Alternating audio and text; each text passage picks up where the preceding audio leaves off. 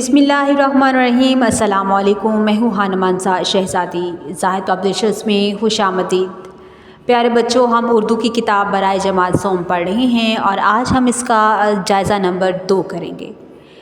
جائزہ مکمل کرنے سے پہلے آپ نے ابھی تک جتنے اسباق جو ہم نے جائزہ نمبر 1 سے لے کر ابھی تک پڑھے ہیں، ان تمام اسباق کو آپ نے ایک دفعہ دہرائی کرنی ہے اور اس کی مشق کا بغور مشاہدہ کرنا ہے اور اس کو دہرانا ہے۔ اس کے بعد ہم جائزے کی طرف آئیں گے۔ سننا بولنا۔ سوال نمبر 1، دیے گئے الفاظ غور سے سنیں اور ان کے ہجے بتائیں۔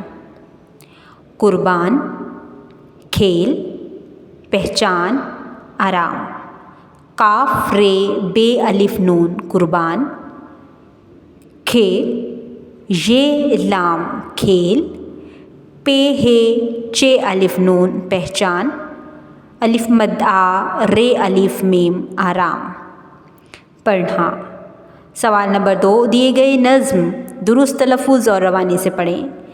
لب پہ آتی ہے دعا بن کے تمنا میری، زندگی شمع کی صورت ہو خدایا میری، دور دنیا کا میرے دم سے اندھیرا ہو جائے، ہر جگہ میرے چمکنے سے اجالا ہو جائے، ہو میرے دم سے یوں ہی میرے وطن کی زینت، جس طرح پھول سے ہوتی ہے چمن کی زینت، زندگی ہو میرے پروانے کی صورت یا رب، علم کی شمع سے ہو مجھ کو محبت یا رب۔ علامہ محمد اقبال رحمۃ اللہ علیہ۔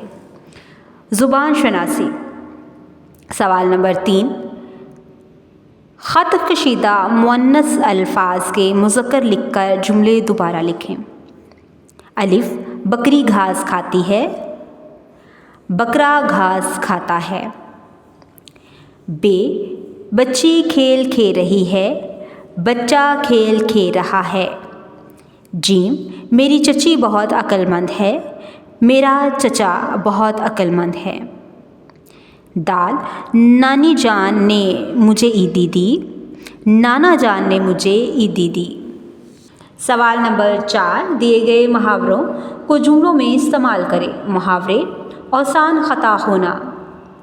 سڑک پر اچانک حادثہ دیکھ کر احمد کے اوسان خطا ہو گئے۔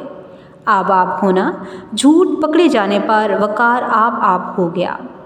پیٹ کاٹنا، غریب آدمی نے پیٹ کاٹ کر اپنے بچوں کو پڑھایا۔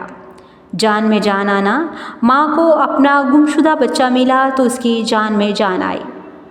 سوال نمبر 5، کوئی سے 4 جملے لکھیں اور ان میں سے فاعل اور فعل کی نشاندہی کریں۔